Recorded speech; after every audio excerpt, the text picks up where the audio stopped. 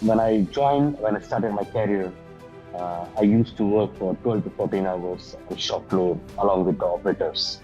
The idea is to work with them is to understand their work culture, how they feel when they work, what kind of problems they face during their operations, and what kind of troubleshooting is required. Sir, let's talk shop floor wisdom, the kind you earn only through experience. You've Uh, implemented methodologies like 5S, Lean, Kaizen, and Six Sigma across diverse sectors, not just as processes but as a part of the culture.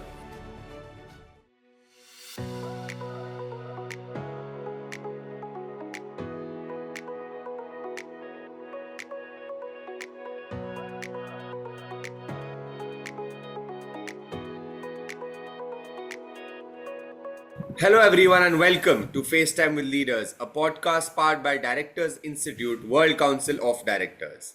Here, we sit down with global leaders, boardroom veterans, and future forward strategists to decode how learning is evolving in a world driven by disruption, ESG, digital governance, and decisive vision. Today's guest has built a career proving you can do it all. Drive productivity, reduce waste, uplift teams, and still keep quietly sacred. Mr. Kapil Dev Singh Rawat is a plant operations expert with over 2 decades of experience in manufacturing excellence, mass production, and operational leadership across top names like Samsung, Eureka Forbes, Safran Morpho, and currently Motherson. He's managed everything from shop floor transformation to global supplier quality to satellite factory rollouts in China and Indonesia. Whether it's Lian, Kaizen, Six Sigma, or ESG aligned safety systems, he's implemented all of them not just as checklists but as cultures. Mr. Rawat, firstly, thank you so much for joining us today. It's been a real pleasure to have you with us on the show. Thank you very much, Tanay, for this great introduction. And I'm delighted to be here and very excited to share my experience with you all. Thank you. So, before we dive into systems and scale, let's start with the story behind the success. If you could take us to where it all began, we'd love to hear about your journey, the people, the places, the tough calls, and the values that shaped the leader you are today. Okay, thank you. So I belongs to a small town of Uttarakhand, and I studied almost until 12th of the standard over there, and I moved to city to complete my graduation in mechanical engineering. And then later on, I completed for the executive program in I am Calcutta and I am Lucknow. But being a mechanical engineer, I choose manufacturing industry where I can utilize my manufacturing skill, mechanical engineering understanding, and I can put some my understanding on the shop floor and to understand all the pieces. So I still remember uh, when I started my career, I used to work for 12 to 14 hours on shop floor along with the operators. The idea is to work with them, is to understand their work culture, how they feel when they work, what kind of problems they face during their operations, and what kind of troubleshooting is required. So I work from the shop floor by my own to understand each and everything of these operations for better understanding. So when I worked for the Samsung and the Safran, so and even though the Motherson also, they gave me the very huge opportunity to grow individual, like as an analyst or as a leader. Samsung gave me chance to know about the lean manufacturing, lean Six Sigma, that the Japanese terminology, uh, a lot of things Samsung gave me, and Safran Morpho gave me to build relationship with the multicultural dimensionals globally. I worked a lot of global suppliers, a lot of global customer in the Safran, and this gave me a very disciplined way of working, how these other countries people like of do the working and all. So if you talk about my working in Safran, I used to work in the greenfield and brownfield projects, same like if you say the China and Indonesia. where I was responsible to complete develop those satellite batteries, even though there was a language barrier. But yes, this had to be done. So that gave me a good opportunity to with the global leaders to develop complete operations, complete factory, build up complete knowledge scale, and make the productionized level of those factories. So that was the great part. And coming to the Motherson, okay, Motherson being a very big group. Uh, Again, here also I get a very good opportunity. I lead plants. I lead two plants actually in Motherson, and which helped me to scale up my leadership quality. So I would say I also during the Motherson I also participated in lean practices in pharmaceutical company, like if I say the Sun Pharma, they have a plant in North Region. So I was the member of this core committee who implemented lean practices in that plant. So even though I am from a manufacturing background, I'm from the mechanical, automotive, consumer, a lot of things industry I work, but being a pharmaceutical company was a great challenge for me, and because of the complexity of the product and the hygiene of the environment. So even though I have to work and I succeed, I can say as a believer on these things. Over to you, Yeah, Nana. Yeah. that's actually quite some journey, sir. Sir, let's talk shop floor wisdom, the kind you earn only through experience. You've Uh, implement methodologies like 5S, Lean, Kaizen, and Six Sigma across diverse sectors, not just as processes, but as a part of the culture. So, which one surprised you the most in terms of impact, and how did it shift team behavior and energy on the floor? so among the methodology I have implemented, Kaizen surprised me the most because with the lean and Six Sigma kind of methodology, it is not very practical, like it will not user friendly to all the people. But the Kaizen is simple because of the Kaizen simplicity and daily engagement with the production operators itself. It's improved on the team behavior and the culture building. So, in one word, I can say the Kaizen impacted a lot in terms of methodology implementation. So once we started the Kaizen activities in the plant, even I'm not talking about only the Motherson, but in all the plants where we started this kind of activities. So initially, the team was very reactive, solving problems and as they come, but not proactively, because the Kaizen says we have to react reactively. So it was there, but people react when the problem comes. So there was a sense like this is how it always happened. So they don't want to change. So that was the culture in the beginning when we started implementing. But when we started with the daily Kaizen ideas, and group meetings, and celebration of small wins, this made the impact. It's made a culture development. Now, gradually, mindset is shifting towards this fixing problem to finding opportunity. That's the benefit of Kaizen. And within the week time, once we started this kind of Kaizen activity, the energy on shop floor was fantastic.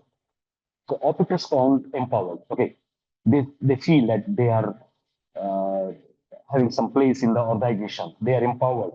They are start collaborating with the idea generation and giving suggestions, small ideas, which results in overall company profit and company growth. So they work, they go along with the company growth. So that's the good thing of the Kaizen. And it taught me cultural change doesn't always need big investment. No, sometimes it's about the trust. It's about the value of the people. It's about the visibility. That's the key rule of this implementation. Yeah, true. Yeah. It's the deeper knowledge and the deeper results that count. So, Now, there's a fact which made me pause, which is from a 6% rejection rate down to 2%. That's not just operational control, that's vision, execution, and belief coming together. What did that journey teach you? Not just about systems, but about people, about trust, and about building quality at scale. Okay, so we are talking about 6% to 2%, and this is about my tenure in Safran Morpho. So when I first saw the rejection is 6%, so I knew it is not really the quality issue.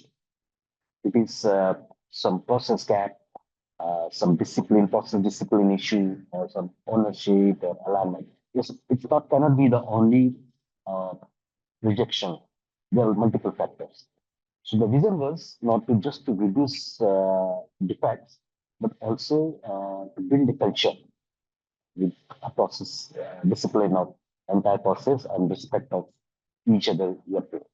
So that was the idea behind working on this implement project.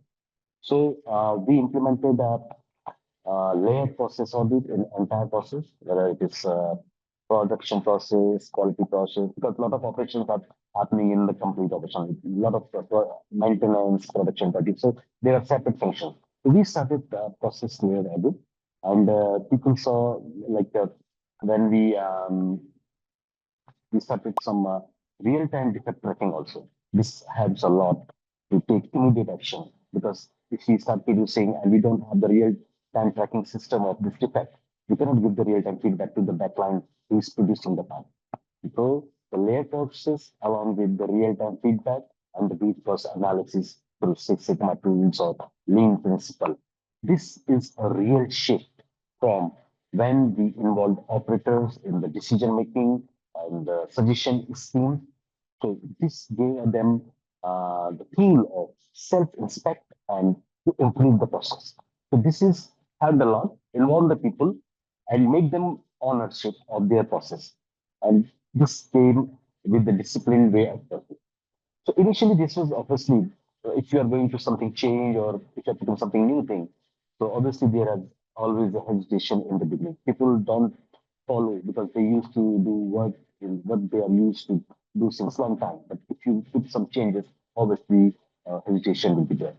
So people saw quality like, okay, this is inspector job. We don't need to do anything. This is quality will do everything. So no, but it's when we start involving people, celebrate their small wins. This gave them kind of ownership to reduce work, my job, my area, my responsibility culture. It start develop, and then it helps people to reduce rejection drastically.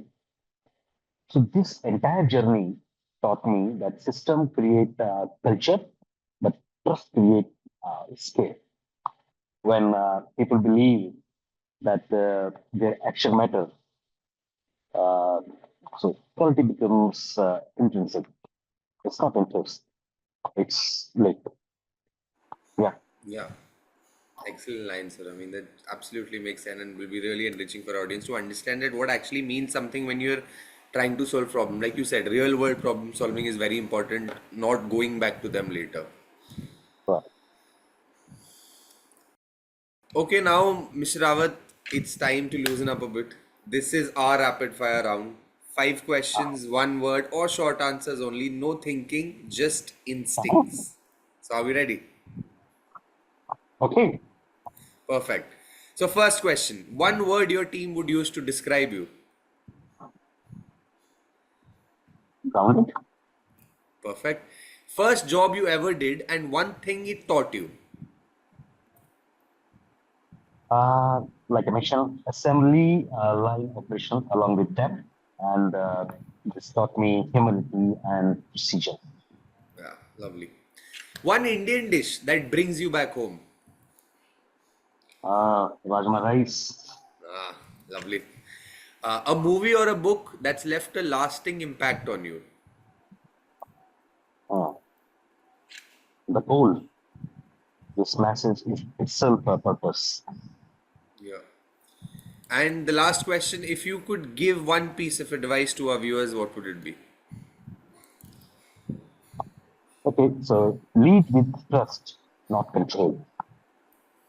Beautiful, sir. Love those answers. The food, the film, the life advice. That's the raw side of leadership we rarely get to see, sir.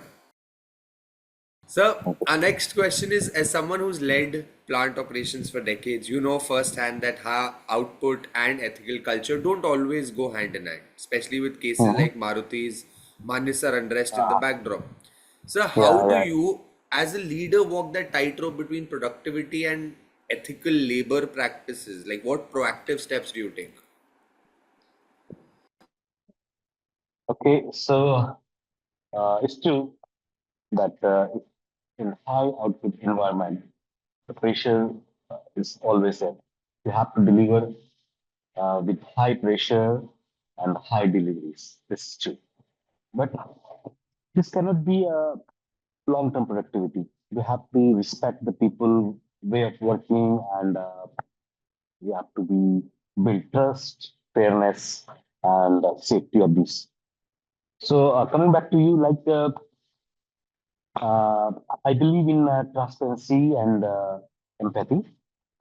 So targets are important. Obviously, if business is running, there will be always target, and there will be huge pressure always. But how we achieve them, it's a matter. So I make it clear that if the ethical conduct is non-negotiable, so not just for competence, but it is for culture.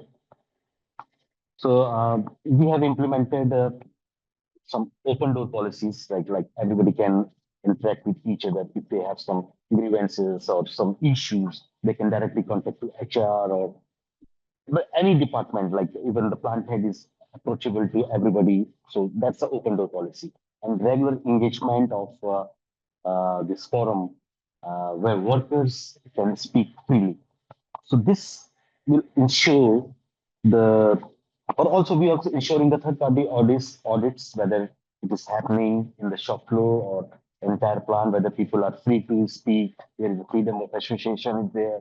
So this kind of culture is part of our monthly reviews and all.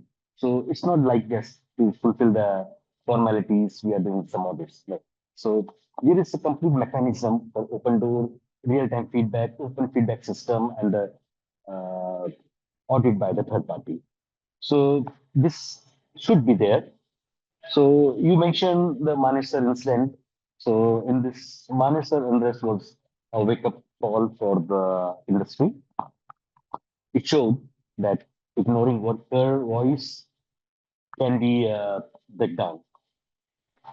So that's why I focus on communication channel. Uh, this kind of far shift rotations involving people on decision making, involve them also. It can rest these kind of punisher unrest situations in later on stage. So the harmony of this complete bill floor is not like you can say it's built upon the respect. So the idea is pressure will be there, targets will be there, but if we are keeping work together along with the operators, keep employees, keep them in the confidence, respect them, respect to each other, it will always give the good result. That's the mantra. Yeah, I can't put it any better than that, sir. Lovely. Yeah. Sir, now coming to your most recent milestone. You joined Directors Institute to further deepen your leadership toolkit. What made Hmm. you take that step and how has it added to your leadership journey so far?